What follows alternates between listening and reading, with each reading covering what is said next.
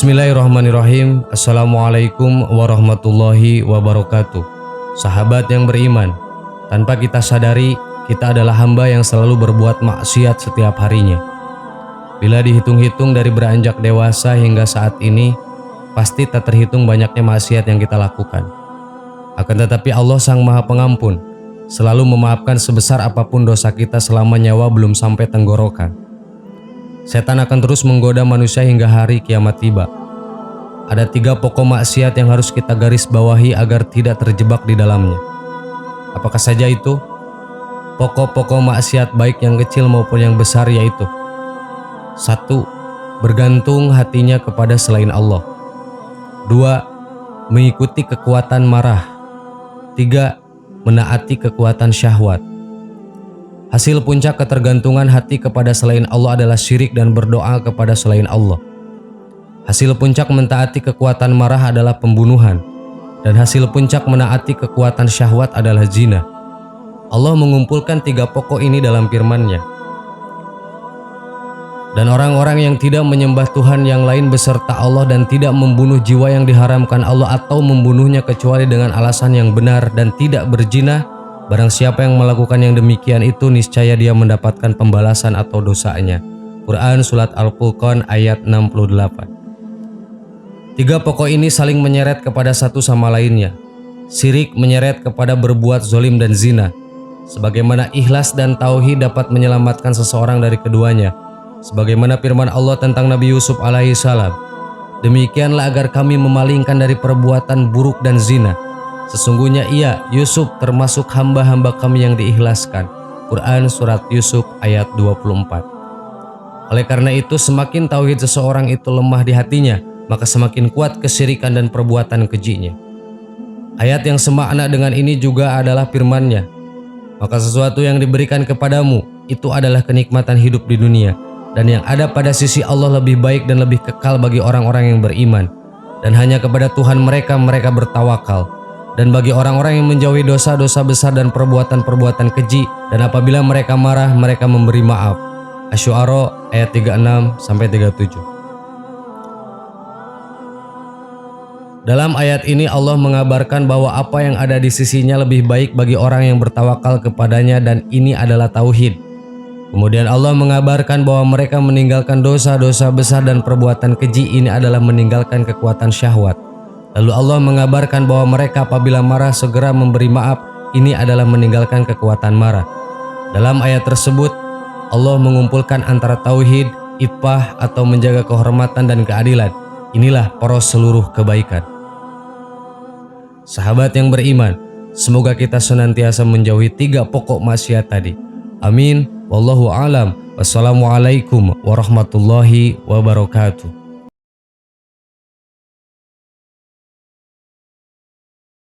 Bismillahirrahmanirrahim. Assalamualaikum warahmatullahi wabarakatuh. Sahabat yang beriman, syafaat yang diperoleh seorang muslim akan menjadi saksi amalan kebaikan baginya saat di hari kiamat kelak. Banyak orang yang beranggapan bahwasannya untuk mendapatkan syafaat dari Rasulullah adalah dengan berziarah ke makam beliau. Padahal yang demikian ini tidak pernah diajarkan oleh Rasulullah SAW sendiri. Beliau justru memberitahu mengenai amalan yang dapat mendatangkan syafaat di hari kiamat kelak. Lantas, amalan apa sajakah yang dimaksud? Berikut informasi selengkapnya. 1. Tauhid dan mengikhlaskan ibadah kepada Allah serta ittiba kepada Rasulullah SAW. Tidak dapat dipungkiri bahwa tauhid menjadi salah satu hal terpenting yang harus dimiliki seorang muslim. Nabi SAW pernah ditanya, siapakah orang yang paling bahagia dengan syafaatmu pada hari kiamat? Nabi menjawab, yang paling bahagia dengan syafaatku pada hari kiamat adalah orang yang mengucapkan La ilaha illallah dengan ikhlas dari hatinya atau dirinya. Hadis riwayat Bukhari. Namun hal yang harus diingat adalah semua perbuatan tersebut harus diiringi dengan keikhlasan hati dalam melaksanakan segala sesuatu yang diperintahkan oleh Allah Subhanahu wa Ta'ala. Orang yang ikhlas dalam melaksanakan perintah Allah dalam hal beribadah ataupun amalan kebaikan lainnya, maka ia berhak menjadi salah seorang yang mendapatkan syafaat dari Rasulullah Shallallahu Alaihi Wasallam. 2. Salatnya sekelompok orang muslim terhadap mayit muslim. Amalan selanjutnya yaitu menyolatkan sesama orang muslim. Sekelompok orang yang melakukan hal tersebut akan memperoleh syafaat dari Rasulullah di hari akhir kelak. Hal tersebut sesuai dengan sebuah hadis Rasulullah Shallallahu Alaihi Wasallam yang bersabda, "Tidaklah seorang mayit disolatkan oleh sekelompok orang Islam yang jumlahnya mereka mencapai 100, semuanya memintakan syafaat untuknya, melainkan syafaat itu akan diberikan pada dirinya." Hadis riwayat Muslim. Tidaklah seorang muslim meninggal dunia lalu jenazahnya disolatkan oleh 40 orang yang tidak menyekutukan Allah dengan sesuatu apapun, melainkan Allah akan memberikan syafaat kepadanya. Hadis riwayat Muslim. Maka dari itu, apabila ada saudara muslim yang meninggal dunia, maka solatkanlah bersama 100 atau 40 kaum muslim lainnya. Sebab perbuatan yang demikian ini akan mendatangkan syafaat dari Allah, tentunya melalui hamba pilihannya, yakni Rasulullah Shallallahu Alaihi Wasallam. 3. Salawat kepada Nabi Muhammad Shallallahu Alaihi Wasallam. Amalan ketiga yang sudah jelas mendatangkan syafaat dari Rasulullah Shallallahu Alaihi Wasallam adalah dengan bersolawat kepada beliau. Dari Ibnu Mas'ud bahwasannya Rasulullah Shallallahu Alaihi Wasallam bersabda, "Orang yang paling berhak mendapatkan syafaatku pada hari kiamat adalah yang paling banyak solawat kepadaku." Hadis riwayat Tirmizi.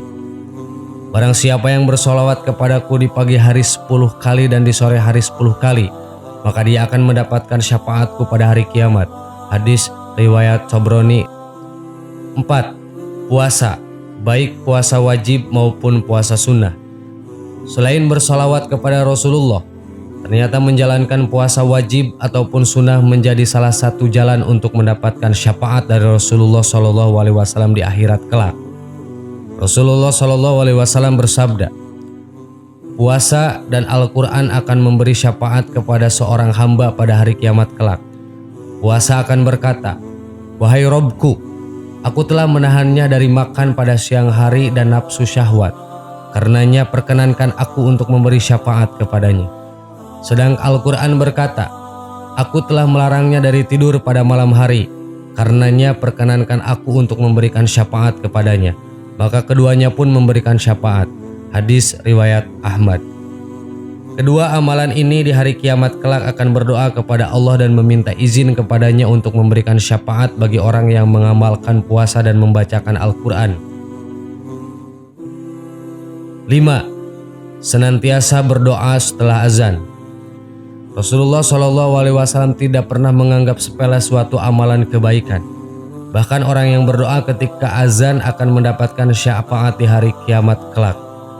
Rasulullah Shallallahu Alaihi Wasallam bersabda, "Barang siapa yang membaca ketika mendengar azan, 'Ya Allah, Rabb memiliki panggilan yang sempurna ini dan sholat wajib yang didirikan, berilah al-wasilah derajat di surga dan keutamaan kepada Muhammad Shallallahu Alaihi Wasallam, dan bangkitkan beliau sehingga bisa menempati makom terpuji yang kau janjikan, maka dia berhak mendapatkan syafaatku pada hari kiamat." Hadis riwayat Bukhari. 6. Memperbanyak sujud. Memperbanyak sujud juga menjadi salah satu amalan yang mendatangkan syafaat selanjutnya. Maksud dari memperbanyak sujud ialah senantiasa melaksanakan sholat wajib serta teguh pendirian dalam mengerjakan sholat sunnah.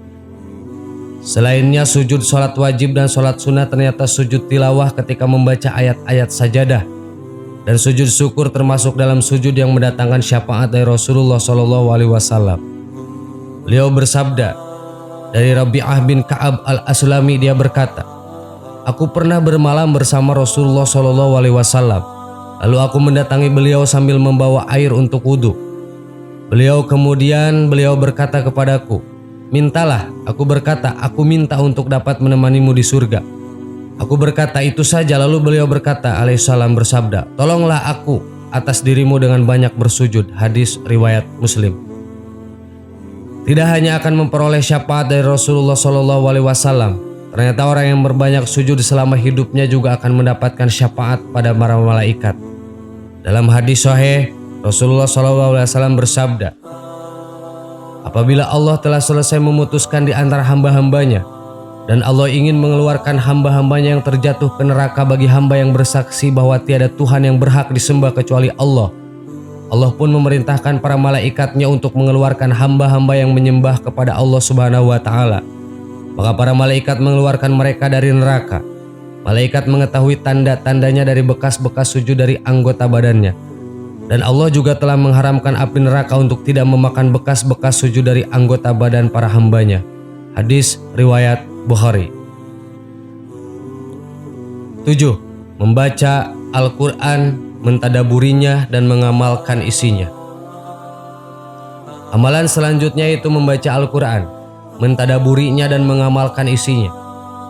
Amalan Al-Quran tersebut akan mendatangkan syafaat bagi mereka yang sungguh-sungguh dalam membaca, memahami dan mengamalkannya. Dari Abi Umamah bahwasannya dia mendengar Rasulullah SAW bersabda, bacalah Al-Quran, sesungguhnya Al-Quran akan datang pada hari kiamat sebagai pemberi syafaat bagi sahabatnya. Hadis riwayat Muslim.